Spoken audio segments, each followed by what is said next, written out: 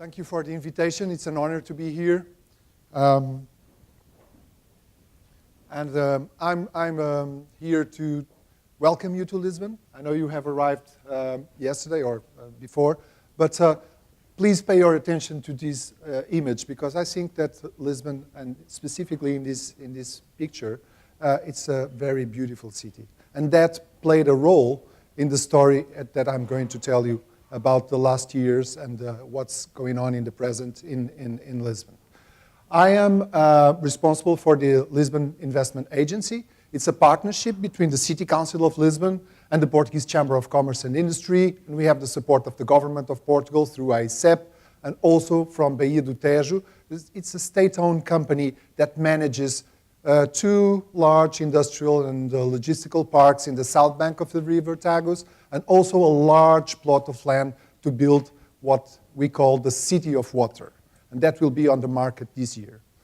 What we do, we try to be facilitators. We do the international promotion of Lisbon to attract investment, companies, entrepreneurs, talented people. We support them free of charge. We work also with partners, so we don't even need to know the final customer. We only want them to invest here and to set up in Lisbon.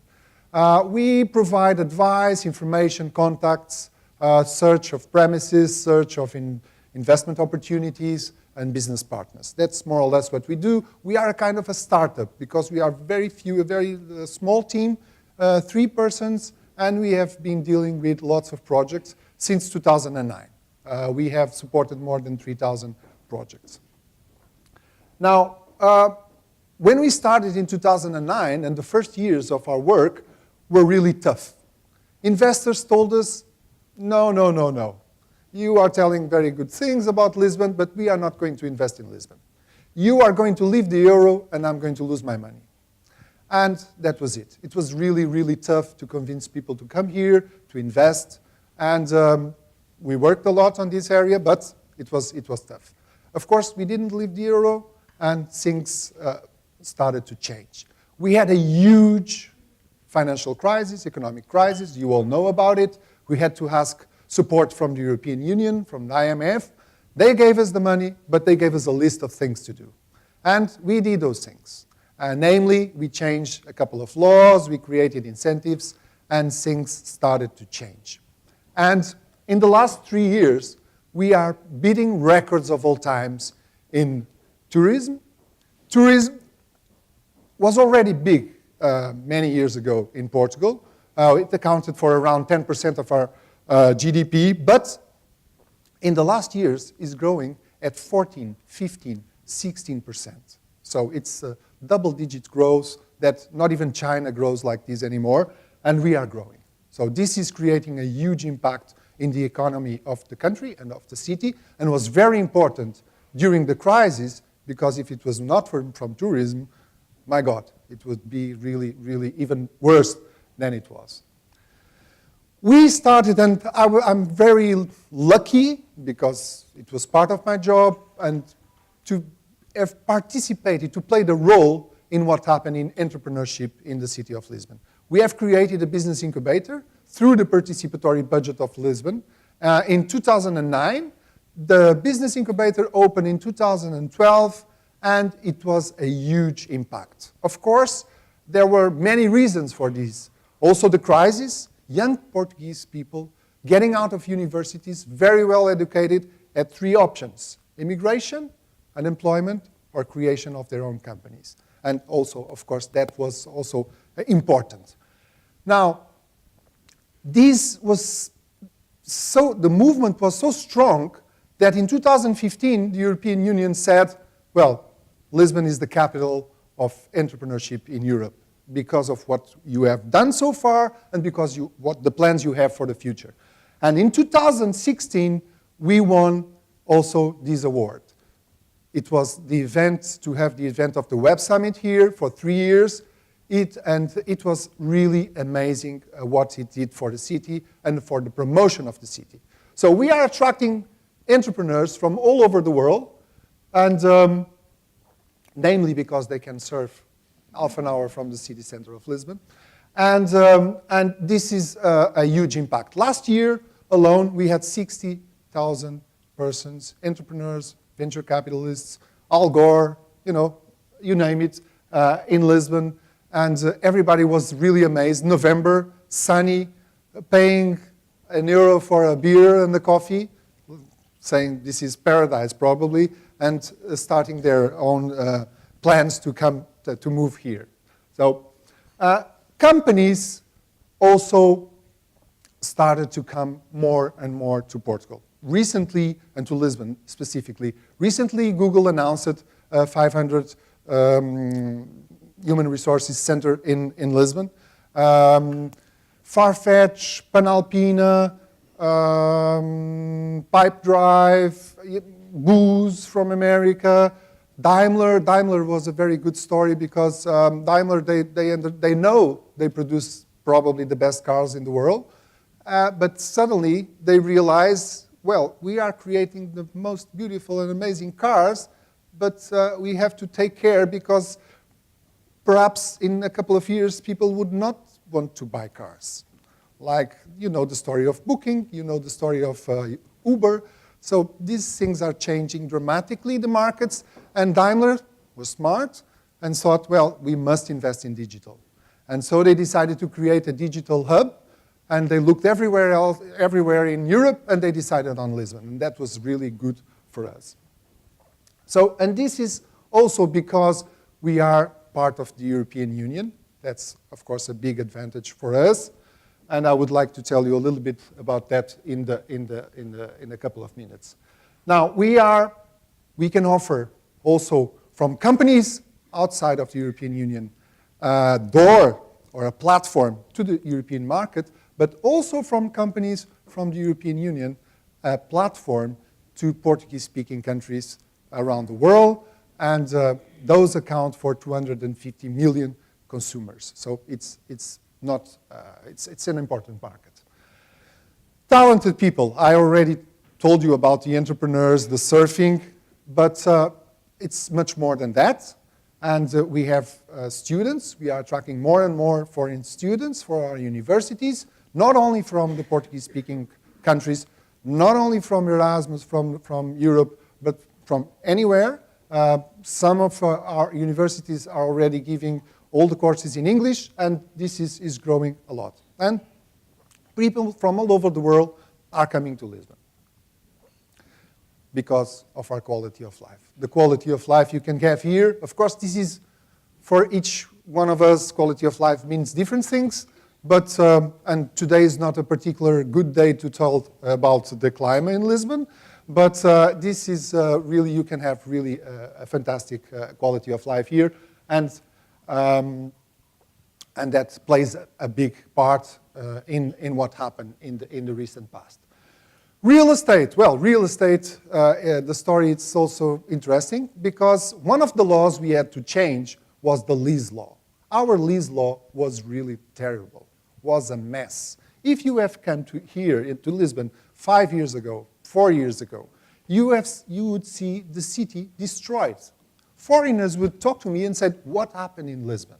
You know, buildings were empty, buildings were collapsing because the lease law was really stupid. You know, you could not, so the price, the rents were so low that people would pay more for cigarettes than for the rents. Of course, when you play with the markets like that, things go wrong. And they did go wrong here. When we changed the lease law, and because also of many other factors, people started to invest in real estate. And this is growing a lot. The real estate market is booming in the last few years. And it was the change. If you go around the city, you see cranes all over. You see already buildings, renovated buildings, and you see many of them in rehabilitation. Now, incentives also played a big part.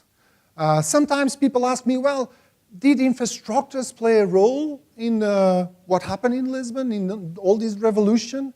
Well, we had infrastructures before.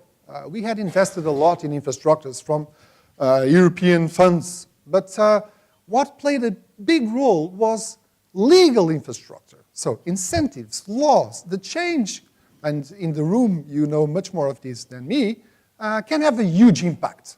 Some of the incentives we have created, like the golden visa to attract investors from outside of the European Union, and, or the non-habitual residence fiscal incentive, were very, very, very successful. And they played a huge impact in the real estate market specifically. But there are other incentives, namely European funds or for venture capital, for startups, and that also played a role. Now, another thing that was very important was that the media, the international media, suddenly started talking about Lisbon specifically and Portugal as a whole. And so every week a news come saying that we were the best in this, the best in that, and best in whatever. And when BBC tells that Lisbon is the best European capital to work and play, well, that's something that really has an impact. And then Wallpaper told us that we were the best city in the world. I understand they were very excited with this new museum, and you have to see it if you can go there. It's Mat. It's not very far from the place that João is inviting you to go, so maybe you can see it at least during the night, yeah? It's here, so the place you are talking, João, it's there. And, well, it's only news.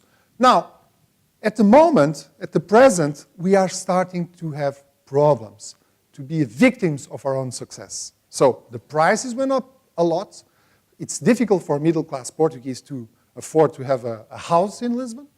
And it's difficult for big companies to have big offices in Lisbon.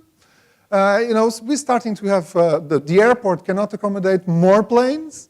And so we have lots of challenges. I understand all cities have always lots of challenges. And the most important thing is that our city is dealing with those challenges. Namely, with this affordable housing project, where the city gives land for investors, and investors build affordable rents, affordable housing for the people in exchange for land that they can use for free in their own projects. Well, just to be quick, explaining very quickly. We have a huge creative hub, space for a creative hub, many different projects, namely the city that I told you, the water city on the south bank of the River Tagus, a huge project. And of course, when we have problems, and this is really, for me, it's completely true, and we learned it from the Chinese, if there are problems, wait a little. There must be some opportunity there. And that's where, what I think that it's happening here. Yes, we are having problems, but there are always opportunities to look for. And the future. Investors ask me, okay, that's the past, that's the present, what about the future? I always tell them that I don't know about the future. I don't.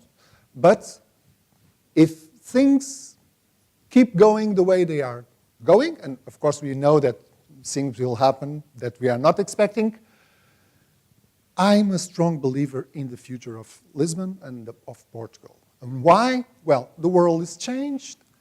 These days, talented people can work anywhere in the world. They don't need to be in New York. They don't need to be in London anymore to be successful. They can be anywhere if they have a laptop or a computer and Wi-Fi. And so they will choose, definitely, they will choose a place where they can have a good quality of life. And before, nobody knew about the qualities of Lisbon. But now it's not a secret anymore. So they will keep coming here, and that's the most important thing for a city, is to have talented people. Because talented people will solve the problems that we will face in the future. So I'm very confident to the future of Lisbon. Now, I wanted to say, to take advantage of your time, I'm sorry, to tell you one thing. I'm a really strong believer in the European Union project. And I think that it's the most amazing project that humanity has created since the beginning of times. This is not very sexy.